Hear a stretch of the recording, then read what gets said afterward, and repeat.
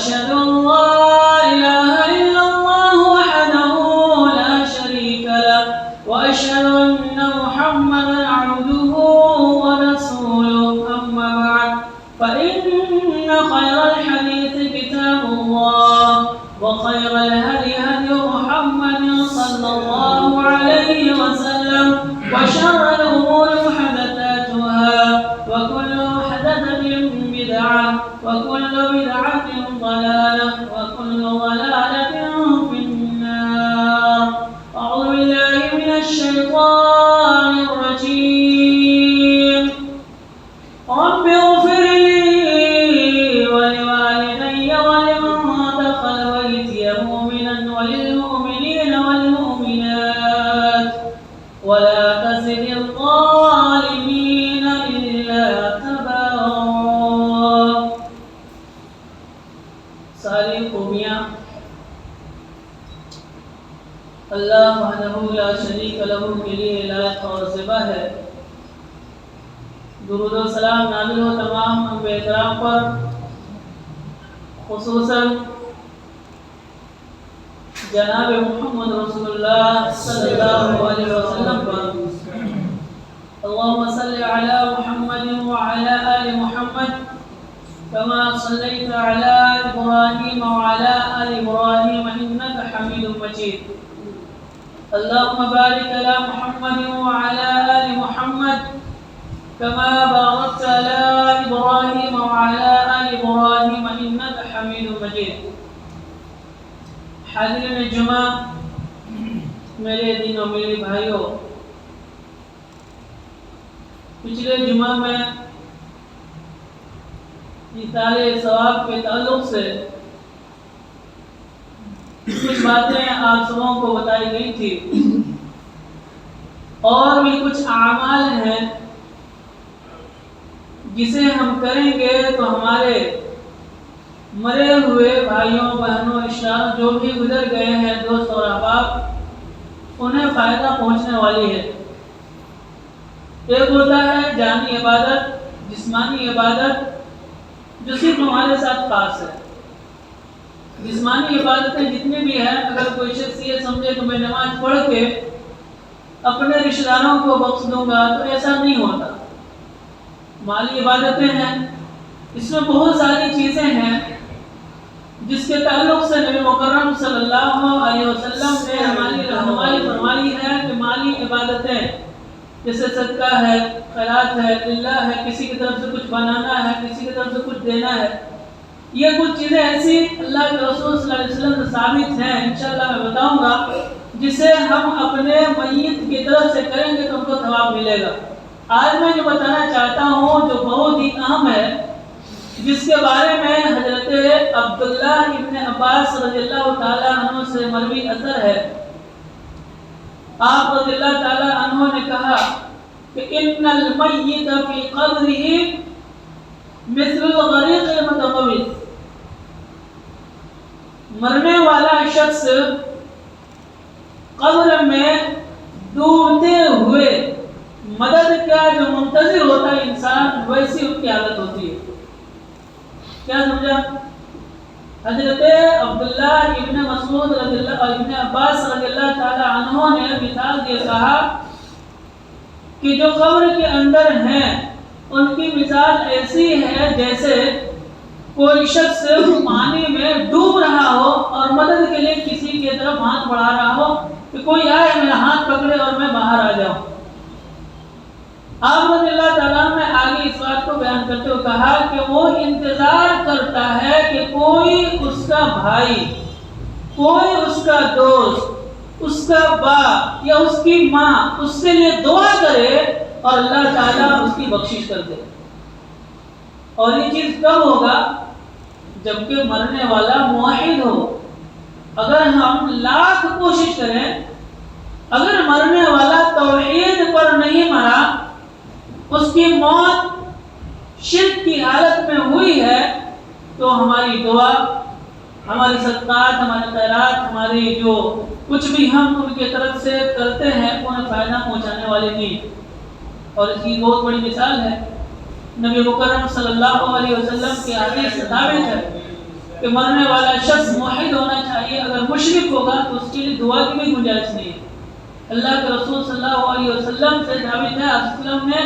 مشرک کے لیے دعا سے منع کیا۔ قرآن کی آیت بھی ہے، قرآن کی آیت میں اللہ تبارک و تعالیٰ نے یہ کہا کہ ایک بار کیا 70 مرتبہ بھی ایسے لوگوں کے لیے مغفرت کی دعا کی جائے، اللہ ان کی دعا ان کے حق میں دعا قبول نہیں کرتا ہے۔ کہنا یہ ہے کہ اگر کوئی شخص توحید پر مرا ہو اور ہم اس شخص کے لیے دعا کرتے ہیں تو وہ شخص فائدے میں ہوتا ہے، اللہ تعالیٰ ہماری دعا کی وجہ سے میت کو فائدہ پہنچاتا ہے، جیسا کہ عبداللہ ابن عباس رضی اللہ تعالیٰ نے کہا کہ وہ منتظر ہوتے ہیں اپنے بھائی کا، اپنے دوست کا، اپنے رشتہ داروں کا، اپنے والد کا یا اپنی والدہ کا کہ میرے حق میں دعا کریں اور اللہ تبارک و تعالیٰ مجھے میری غلطیوں کو درگزر فرما دے، مجھے معاف فرما دے۔ اس لیے میرے دوستو، اگر آپ چاہتے ہیں کہ آپ کے مرے ہوئے رشتہ داروں کو کچھ فائدہ پہنچائیں تو پہلی چیز جو اہم ہے اور کرنی ہے وہ ہے دعا۔ دعا کے تعلق سے اللہ تبارک و تعالیٰ نے بھی قرآن کریم کے اندر بڑی اہمیت دی ہے اور 3 جگہوں پر اس دعا کو بیان کیا ہے جو اپنے مولا بھائیوں کے لیے کیا جاتا ہے۔ اللہ تعالیٰ نے کہا قرآن کریم کے اندر والذین جاءوا من بعدہم، اور وہ لوگ جو ان کے بعد آئے۔ ظاہر سی بات ہے بعد میں آنے والا شخص پہلے والے شخص کے تعلق سے دعا کر رہا ہے میت کے لیے، والذین جاءوا من بعدہم یقولون ربنا اغفر لنا ولإخواننا الذین سبقونا بالایمان، جو بعد میں آئے وہ اپنے پہلے والے لوگوں کے لیے دعا کرتے ہیں مغفرت کی، ربنا اغفر لنا ولإخواننا الذین سبقونا بالایمان، اے اللہ تو مجھے معاف فرما دے، میری مغفرت فرما، میرے ان بھائیوں کی مغفرت فرما جو مجھ سے پہلے ایمان لائے۔ اور اس طریقے سے قرآن کریم کے اندر اللہ تبارک و تعالیٰ نے حضرت نوح علیہ السلام کے قول کو نقل کیا ہے، جو انہوں نے دعا کی تھی، وہ دعا تھی رب اغفر لی ولوالدی ولمن دخل بیتی مؤمنا وللمؤمنین والمؤمنات، اے اللہ رب اغفر لی تو مجھے معاف فرما دے، ولوالدی اور میرے ماں باپ کو، ولمن دخل بیتی مؤمنا اور جو میرے گھر میں مومن بن کر کے آئے، اللہ تو کچھ شخص کو بھی معاف فرما دے، مومن مرد بھی ہو سکتے ہیں، مومنہ عورتیں بھی ہو سکتی ہیں، اللہ ان کو ان کی مغفرت کر دے۔ اس طریقے سے اللہ تبارک و تعالیٰ نے سورہ حضرت ابراہیم علیہ السلام کی طرف سے بیان کیا، انہوں نے دعا کی تھی رب اغفر لی ولوالدی وللمؤمنین یوم یقوم الحساب، اللہ جس دن حساب اور کتاب کا دن قائم ہو، جس دن حساب اور کتاب ہو رہا ہو، اللہ اس دن مجھے بھی معاف کر دینا، میرے والدین کو بھی معاف کر دینا، اور اللہ مومنین کو بھی بخش دینا، ان کی بھی مغفرت کر دینا۔ تو اللہ تبارک و تعالیٰ نے قرآن کریم کے اندر اس بات کی وضاحت کی ہے کہ یقیناً ہماری دعائیں مرے ہوئے بھائیوں کے حق میں مفید ہیں، اور ہم جو کچھ بھی دعا کرتے ہیں ان کی مغفرت کے لیے اللہ تبارک و تعالیٰ اسے قبول فرماتا ہے۔ اس طریقے سے نبی مکرم صلی اللہ علیہ وسلم کی ایک مشہور حدیث ہے جسے آپ نے بارہا سنا ہوگا کہ آپ صلی اللہ علیہ وسلم فرمایا کہ ان اللہ لا یرفع درجۃ المیت، اللہ تبارک و تعالی مردے کے درجات کو بلند کرتا ہے، جس مقام پر وہ ہوتے ہیں اللہ ان کے مقام کو اور بلند کرتا ہے۔ تو مردے اللہ تبارک و تعالیٰ سے پوچھتے ہیں کہ اللہ یہ کیا ہے، یعنی کس اجر کی بنیاد پر، کس نیکی کی بنیاد پر تو نے میرے مقام اور مرتبے کو بلند کیا؟ اس شخص کو جواب دیا جاتا ہے کہ تیرے حق میں دعا جو کی گئی، تیرے رشتہ داروں نے، تیرے بھائیوں نے، تیری بہنوں نے یا تیری ماں نے یا جو بھی رشتہ دار تیری دعا، تیرے حق میں دعا کی وجہ سے اللہ تبارک و تعالیٰ نے تمہارے مرتبے کو بلند کر دیا۔ اس حدیث سے بالکل واضح ہوتا ہے کہ ہم اگر اپنے میت کو فائدہ پہنچانا چاہتے ہیں تو میرے دوستو ضرور وقت نکالو اور اپنے میت کے لیے،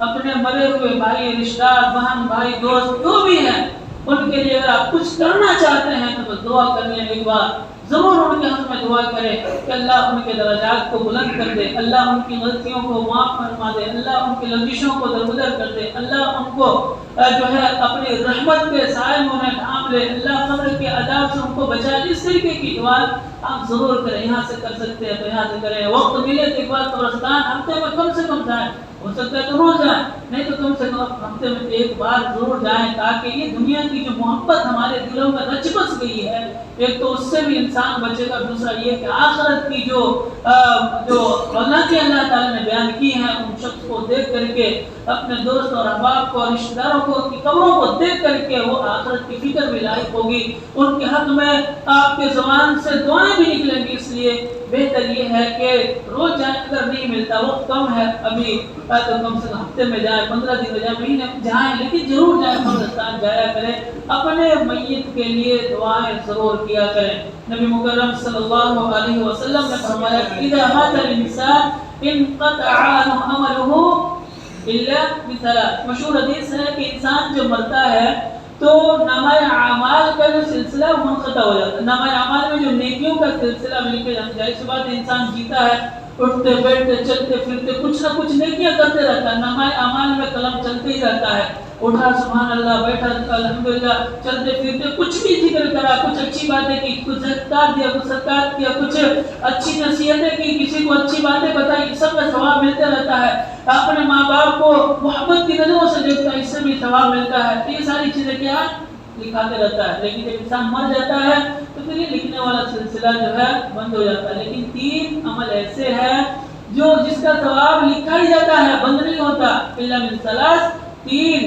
چیزیں ایسی ہیں یا 3 اعمال ایسے ہیں جس کا ثواب مرنے کے بعد بھی ملتا رہتا ہے۔ اس میں سے ایک جو پہلی ہے کہ آپ نے اپنے بچے کو دینی تعلیم سکھائی، وہ آپ کے حق میں دعا کرتا ہے۔ اللہ کے رسول صلی اللہ علیہ وسلم نے پہلی جو چیز بتائی اس میں دعا ہی ہے کہ اپنے والدین کے لیے، اپنے رشتہ داروں کے لیے وہ شخص کیا کرتا ہے؟ دعا کرتا ہے۔ جب آپ کی اولاد آپ کے حق میں دعا کرے گی، جب تک کرے گی، اللہ تعالیٰ نامہ اعمال میں ثواب کو لکھنے کا سلسلہ جاری رکھے گا، بند نہیں ہوگا۔ اس طریقے سے اگر کوئی شخص صدقہ جاریہ کیا، مثال کے طور پر مسجد بنوا دی، مدرسہ بنا دیا، سرا بنوا دیا، یا یہ کہ مسافروں کے رہنے کے لیے ٹھہرنے کے لیے کچھ کر دیا، کسی کے گھر میں پانی کا انتظام نہیں تھا، پانی کا انتظام کر دیا، کوئی بھی اچھا کام کیا جو چلے برساں برس تک وہ چلتا رہے اور لوگ اس سے فائدہ اٹھاتے رہے، جب تک اس چیز سے جو انسان کر کے گیا ہے فائدہ اٹھاتے رہیں گے، اس شخص کے نامہ اعمال میں نیکیاں لکھی جاتی رہیں گی، بند نہیں ہوں گی۔ اس طریقے سے نبی مکرم صلی اللہ علیہ وسلم نے تیسری چیز بیان کی، وہ یہ ہے کہ ایسا علم اس نے سیکھا اور لوگوں کو سکھایا جب تک لوگ اس سے فائدہ اٹھاتے رہیں گے۔ مثلا کوئی اچھی کتاب لکھ دی، کوئی اچھی جو ہے تقریر تحقیق کر دی جس کی وجہ سے لوگ سنے، اسے سمجھے اور اس پر عمل کر لیے، دین پر آگے، یقیناً چاہے تقریری ہو یا تحریری ہو یا کوئی ایسا علم ہو جو سکھا دیا ہو بیٹھا کر کے، تو اس سے بھی جب تک لوگ سیکھتے رہیں گے یہ نسل در نسل چلتا رہے گا، آپ کے ثواب میں اضافہ ہوتا رہے گا، اس میں کمی نہیں ہوگی، نامہ اعمال میں لکھنے کا سلسلہ بند نہیں ہوگا۔ مثلا آپ نے کسی کو قرآن سکھایا، اس نے کسی اور کو سکھایا، اس نے کسی اور کو سکھایا، اس نے کسی اور کو سکھایا، یہ چین چلتا رہا، یہ چین بند نہیں ہوگا، جب تک یہ سلسلہ جاری رہے گا آپ کے نامہ اعمال میں نیکیاں لکھی جاتی رہیں گی۔ تو کہنا یہ ہے کہ یہاں پہ اللہ کے رسول صلی اللہ علیہ وسلم نے جو پہلی چیز بتائی دعا کے تعلق سے کہ انسان جب اپنے مرنے والے کے حق میں دعا کرتا ہے تو اللہ تبارک و تعالیٰ اس شخص کو ثواب لکھتا ہے اور اس شخص کے حق میں دعا قبول کی جاتی ہے۔ طریقے سے ایک جگہ نبی مکرم صلی اللہ علیہ وسلم کے تعلق سے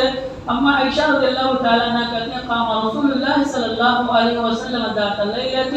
ایک رات نبی مکرم صلی اللہ علیہ وسلم کھڑے ہوئے، ولبس ثيابه، اور آپ صلی اللہ علیہ وسلم اپنا لباس پہنا، ثم خرج، پھر نکل گئے۔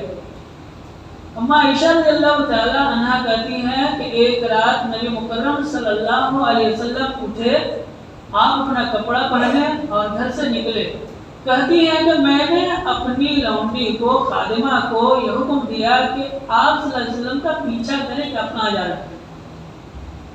حضرت بریدہ رضی اللہ تعالیٰ عنہا کہتی ہے میں آپ صلی اللہ علیہ وسلم کے پیچھے پیچھے گئی، آپ صلی اللہ علیہ وسلم جنت البقیع گئے، قبرستان گئے،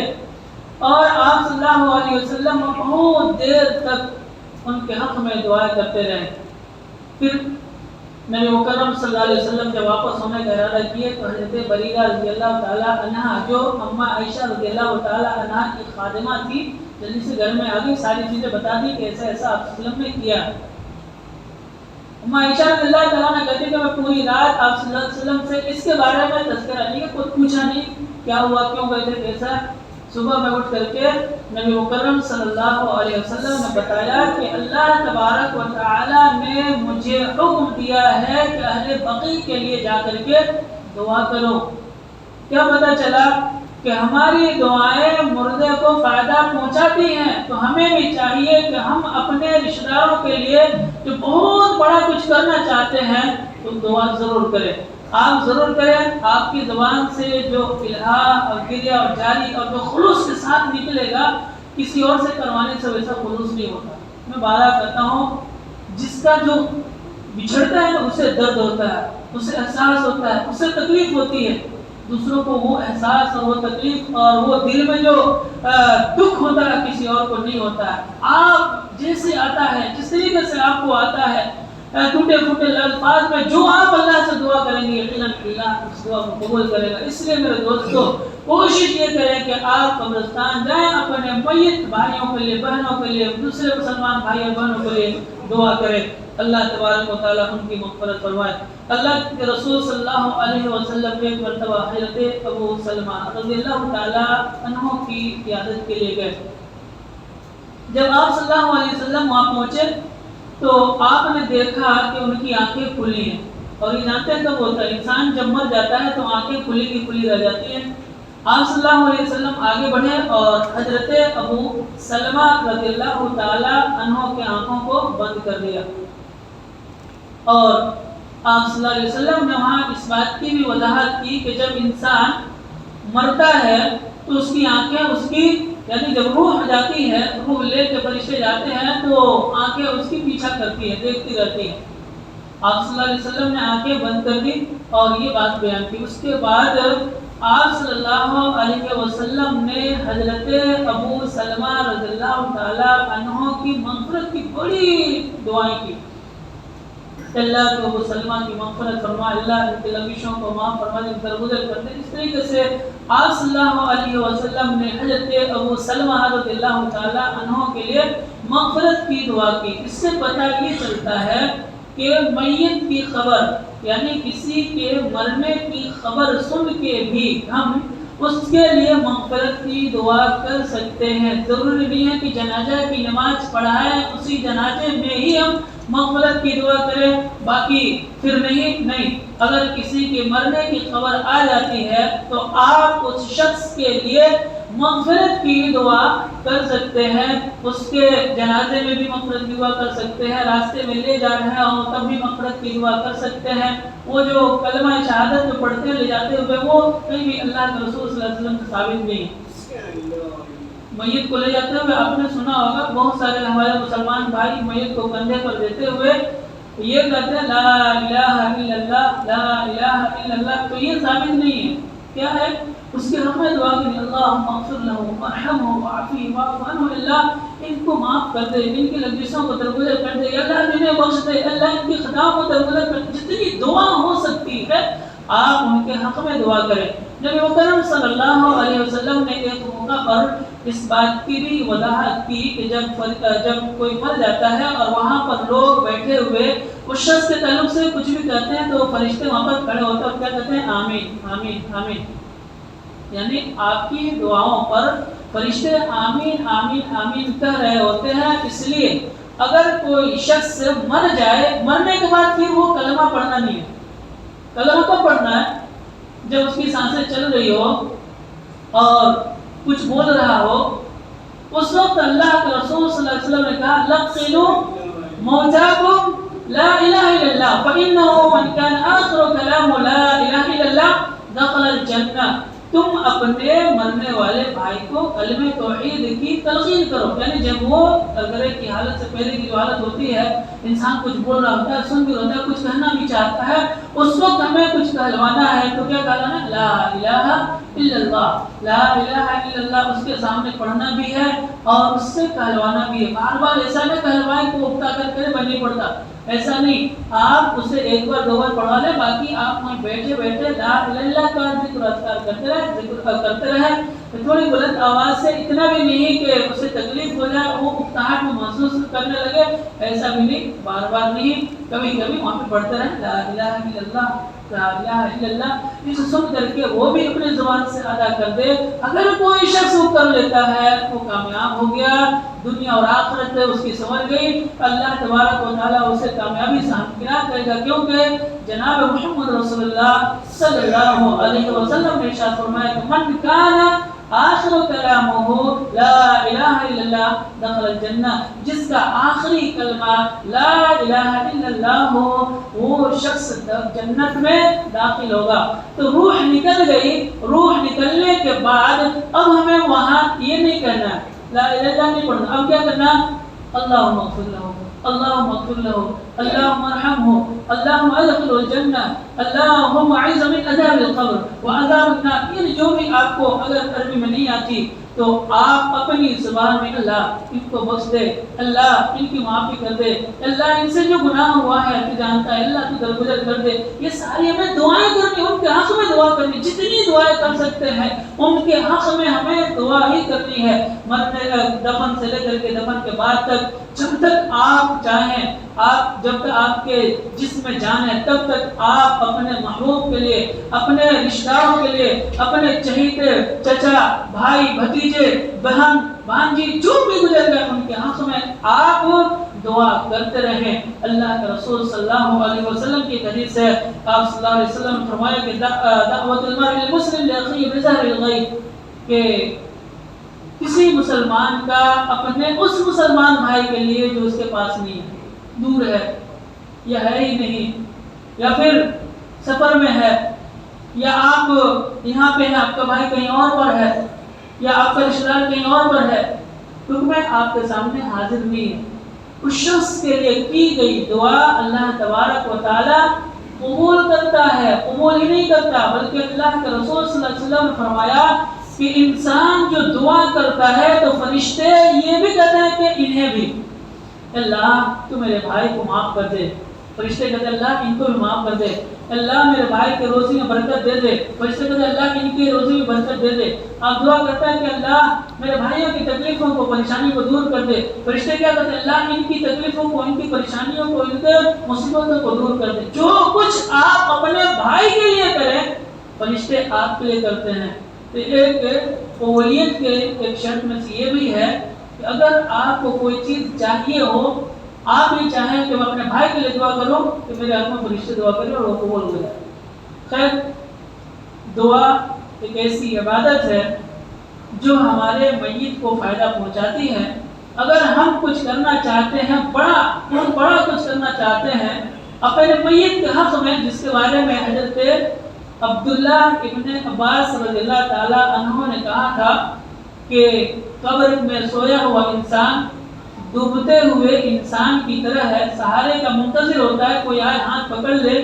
ویسے ہی قبر میں سویا ہوا انسان آپ کی دعا کا منتظر ہوتا ہے کہ میرے باپ میرے حق میں دعا کر دے, میرے بھائی میرے حق میں دعا کر دے, میرے بیوی اور بچے میرے حق میں دعا کر دیں, یا کوئی اور رشتہ دار میرا دوست میرے کبھی آ کر کے میرے حق میں دعا کر دے. اللہ ان کی مغفرت کر دیتا ہے. اس لیے ہم آپ احباب سے گزارش کرنا چاہتے ہیں کہ اپنے رشتہ داروں کو, ان رشتہ داروں کے تعلق سے کچھ فائدہ پہنچانا چاہتے ہیں تو ضرور دعا کریں, قبرستان جایا کریں. ٹائم نہیں ملتا ہے, گھر میں بھی مسجد میں بھی جہاں بھی ہے آپ ان کے لیے ایک بار ضرور دعا کریں کہ اللہ تعالیٰ ان کی مغفرت فرمائے. جس طریقے سے اللہ تبارک و تعالیٰ نے ہمیں قرآن کریم کے اندر سکھایا ہے وَالَّذِينَ جَاءُوا مِن بَعْدِهِمْ يَقُولُونَ رَبَّنَا اغْفِرْ لَنَا وَلِإِخْوَانِنَا الَّذِينَ سَبَقُونَا بِالْإِيمَانِ. اللہ سے دعا ہے کہ اللہ ہماری دعاؤں کو قبول فرما, آمین. وآخر دعوانا الحمد للہ العالمین. إن الله وملائكته يصلون على النبي يا أيها الذين آمنوا صلوا عليه وسلموا تسليما. اللهم صل على محمد وعلى آل محمد كما صليت على إبراهيم وعلى آل إبراهيم إنك حميد مجيد اللهم بارك على محمد وعلى آل محمد كما باركت على إبراهيم وعلى آل إبراهيم إنك حميد مجيد عباد الله رحمكم الله إن الله يأمر بالعدل والإحسان وإيتاء ذي القربى وينهى عن الفحشاء والمنكر والبغي يعظكم لعلكم تذكرون اذكروا الله يذكركم وادعوه يستجب لكم ولذكر الله تعالى ولا جل وتم وهم أكبر